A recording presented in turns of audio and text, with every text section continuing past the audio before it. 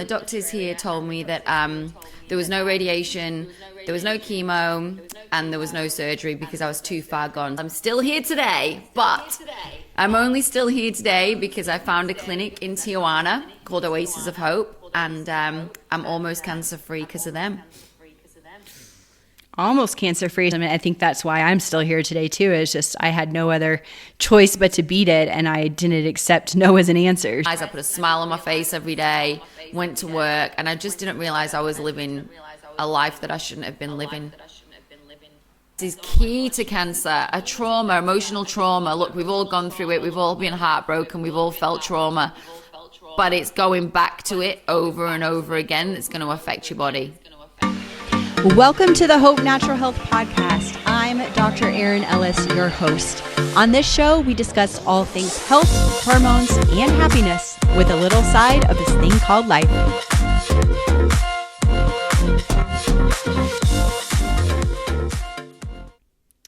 Today, I have someone on the show whose story I think is going to stop you in your tracks. Emma Victoria Johnson is an integrative cancer healing advocate, patient educator, and soon-to-be author who went from a terminal cancer diagnosis to near-clear scans and did it while also navigating spousal abandonment, business loss, and what she describes as a complete rupture of her identity and her life as she knew it. Emma's healing journey led her to Oasis of Hope Cancer Center in Tijuana, Mexico, where she worked with Dr. Francisco Contreras and his whole person oncology model, an approach that blends metabolic therapy, immune support, nutritional protocols, emotional care, and spiritual grounding in a way that most conventional cancer treatment simply does not.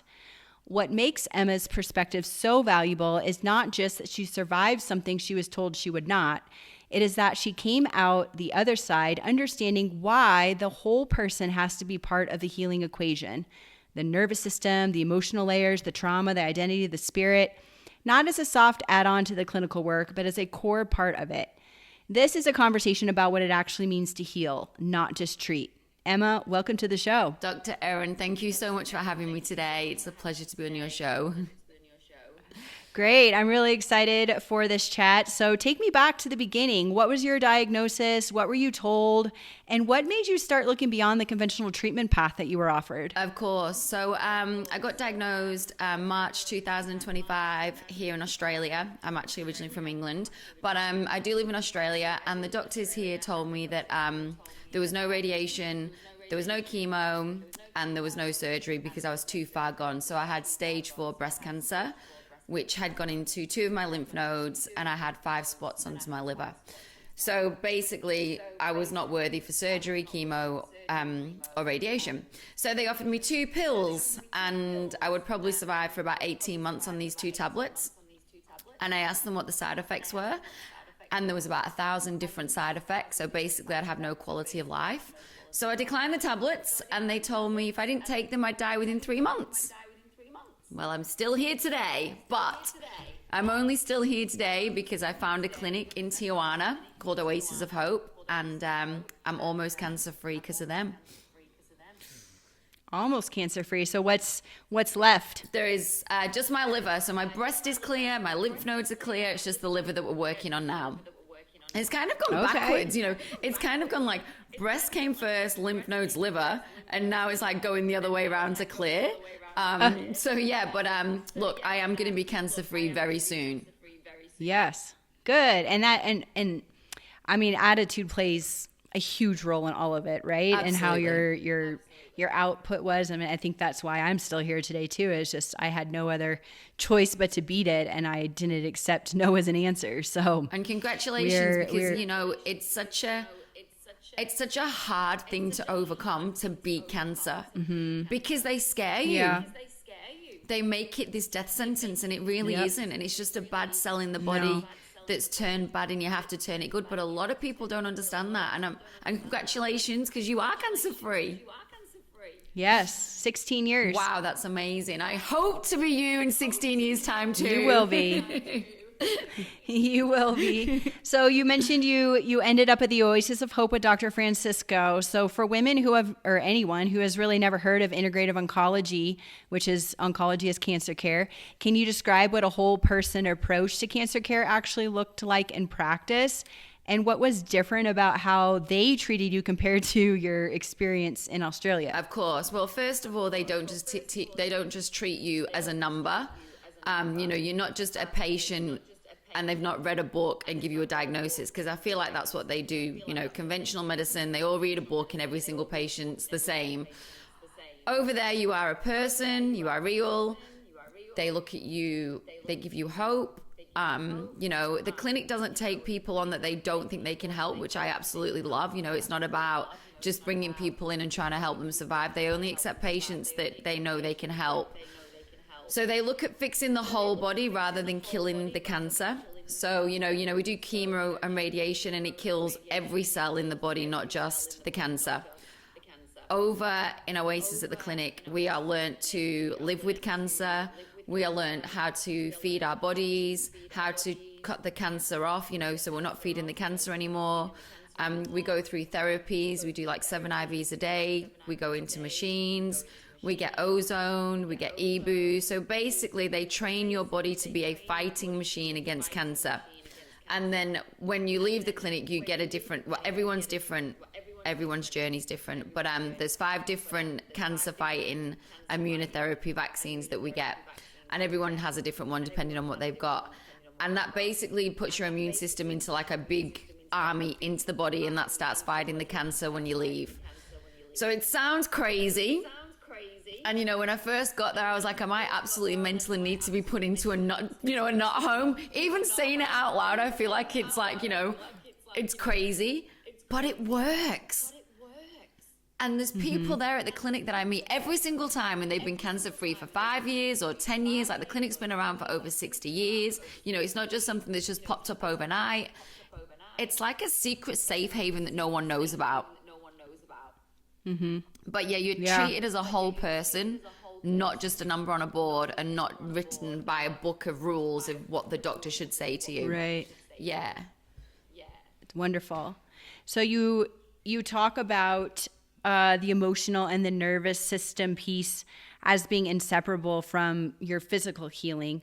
So can you explain a little bit more about what exactly that means? Because I think a lot of women understand intuitively that stress does affect health, but the specific connection between trauma, nervous system dysregulation, and immune function is something most of us have never been explained clearly. Well, it's funny you say that.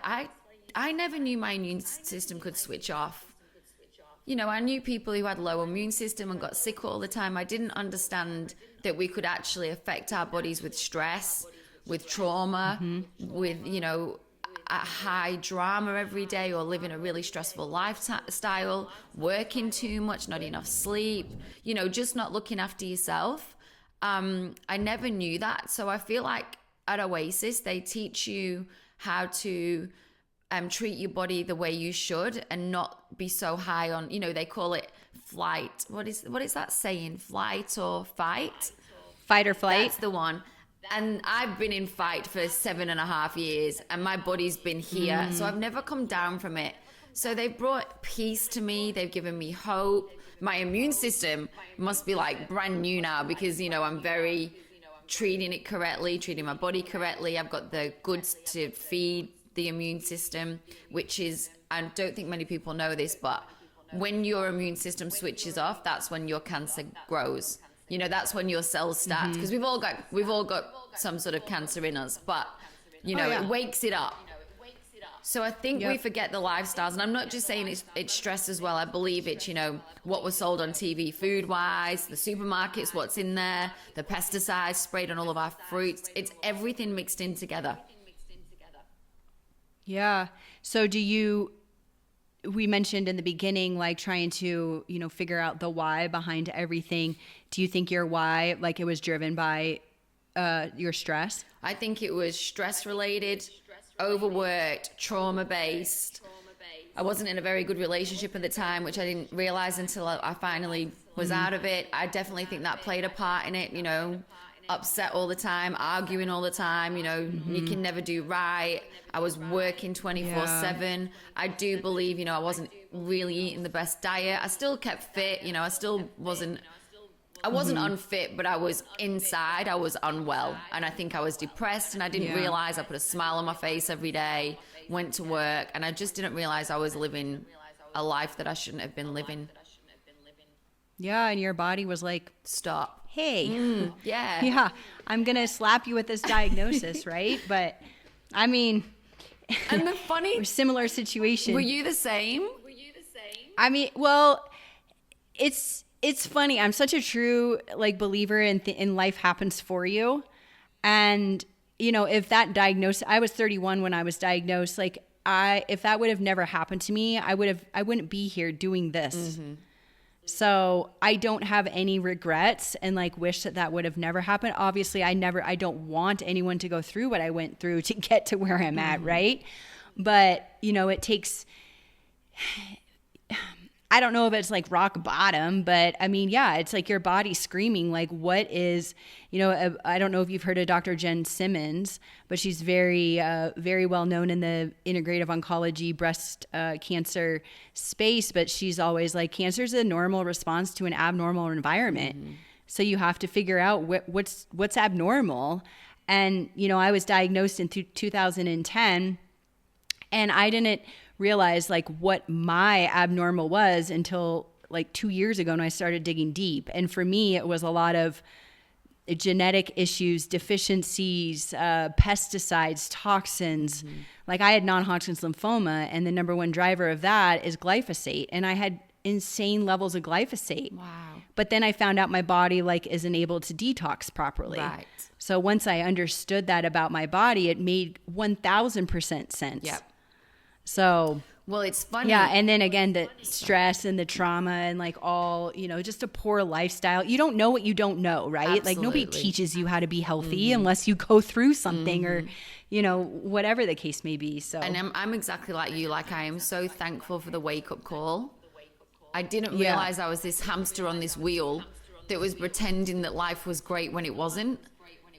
Right. You know, it's like my eyes have been opened to the world, and I'm like, I would never go back to that lifestyle. I would never be treated the way I was treated by any person or any partner. Yeah. You know, I didn't see it at the time. I thought it was normal life. I would never have done what I did to my body by working too much. And, you know, I was sad or I was happy, and I was like a yo-yo, and I was trying to carry all this weight of the world on my shoulders.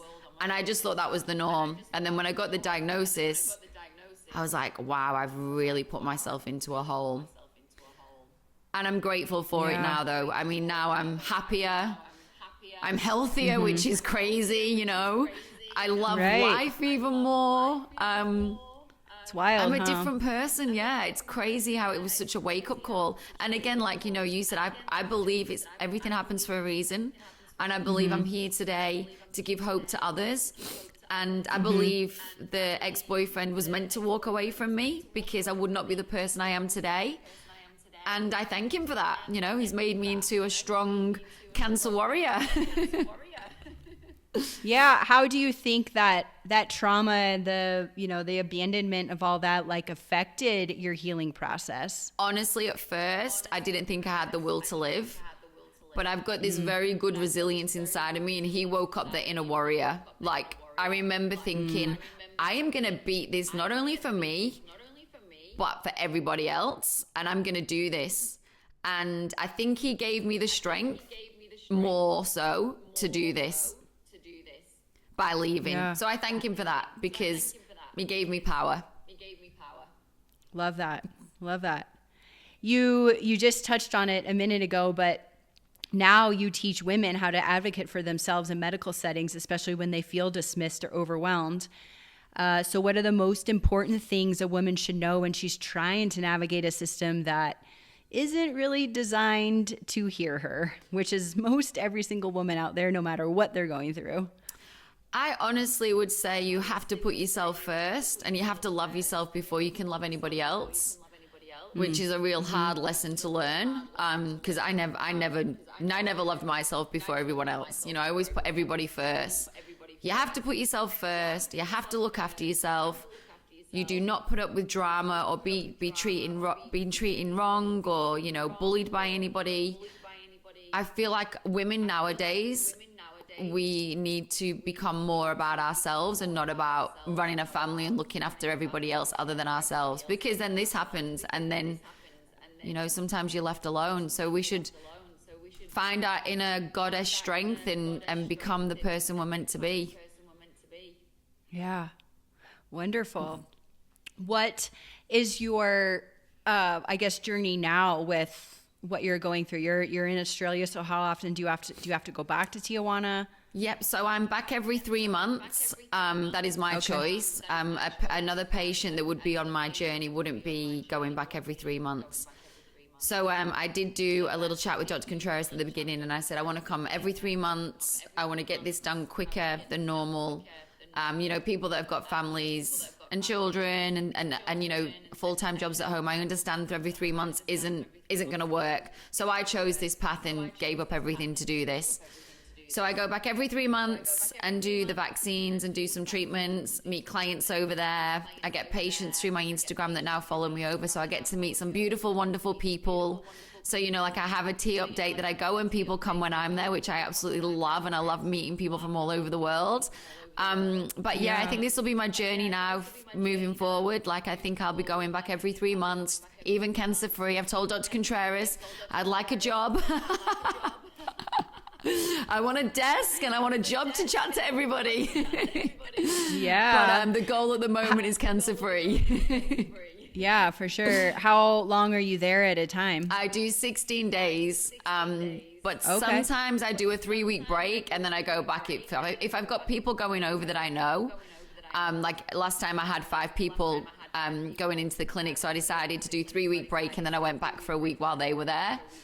Just to meet everyone and cheer everyone on. I love to give help when you get there. You know, it's scary. The unknown walking into a clinic is scary. So I like going in there and being like, hey, this is going to be okay. I've done this 6 times. You know? Yeah. Yeah. So when you were there, oh, go ahead. No, sorry, you first. When you were there the first time, how long were you there? 16 days. So every patient. Oh, still 16 days. So okay. every patient that starts has to do 16 days to start with. But then after that, they can go back for 5, 7, or 9, depending on where they're at with their scans. It's only because I travel all the way from Australia, and obviously now I do the ambassador role for Oasis, so I do a lot longer than normal people. But I'm there to see people and help them. You know, I feel like I'm some little guardian angel that floats around the clinic, and you know, if someone's scared, I'm like, if I can do it, you can do it. Yeah, for sure. So looking back at your healing journey, what is the piece that you believe made the most difference that conventional medicine would have never offered you? I think hope was my first. Believing in, listen, when someone says to you, if you don't take tablets, you're dead for 3 months. In 3 months, sorry. You know, that's like, oh, okay. I think I found hope, determination, and resilience. I think I sat with myself for 3 months on my own alone in my house going, I am not ready to die. I am going to do anything to stay alive and beat cancer. So something awoken in me and said, I am going to beat this no matter what. And then obviously finding Oasis was my miracle cure. That's wonderful. Is that what you're writing a book. So tell us a little bit about your book. Oh, my book is from start to finish of my lifestyle. So I do have quite a few stories. Like my mom and dad died when I was young, so that's in there. I found out I was adopted when I was 26, so that's in there. I was an ex-dancer from the UK, had a business. So there's a big story before cancer. I did get married in my early 30s and that didn't work out. And then I met the ex that left me because I got cancer. So the book's going to be very juicy. When is it anticipated to come out? Oh, probably next year. I've been so busy with podcasts the last couple of months. I haven't really picked it back up. But I've been journaling everything. And yeah, it's going to be emotional. It's going to be funny. It's going to give people hope. You know, I'm not bagging anybody out. It's literally my story. You know, what happens, everything happens for a reason kind of thing. And it's about survival when there's no hope. Love that. If you were to go back in time and tell, you know, someone now that hasn't had cancer. I'm pretty sure probably everyone out there has been affected by cancer at some point, whether it's in their family, a friend, or someone they know. Like, what would be some advice that you would give them? Because everyone's scared of it. And you've been through a lot. I've been through a lot. Like, what would you tell someone if you were just meeting with them, like, about cancer? I would tell them to start looking at their diet, because that is definitely key to giving the body cancer. And drinking, partying at the weekend to the young people. You have to start looking after your body. Sleep is so important, 8-9 hours a night. Some people, don't get much sleep. Stress, oh my God, stress is key to cancer. A trauma, emotional trauma. Look, we've all gone through it. We've all been heartbroken. We've all felt trauma. But it's going back to it over and over again that's going to affect your body. So I think my advice would be start looking after yourself, start looking after your body, and start putting you before everybody else. Love that. What was the one or two things that you did with your diet right away when you found out you had cancer? I completely stopped sugar, which was so depressing. Same. Oh, look, now I'm used to it. And I'm not going to lie, like every now and then I will have a treat. But when I do, I feel awful afterwards. Yeah. I mean, great at the time, But afterwards I'm like, oh, I don't feel so great. So sugar and carbs were the two things that I stopped straight away. I did lose a lot of weight to start with. Until I got on the diet of Oasis, and they make it very realistic to live with. Like, we're very minimal carbs. Whereas before I wasn't eating any carbs at all. So I lost like 22 kilos and I got a bit skinny, gaunt looking.